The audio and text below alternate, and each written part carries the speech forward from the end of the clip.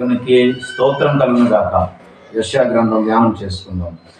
కావున ప్రభువును ఇశ్రాయేలు యొక్క బలిష్ఠుడును సైన్యులకు అధిపతి యెహోవా ఇలాగూ అనుకొనుచున్నాడు, ఆహా, నా శత్రువులను గూర్చి నేను ఆయాసపడను, నా విరోధుల మీద నేను పగ తీర్చుకుందును. నా హస్తము నీ మీద పెట్టి క్షారము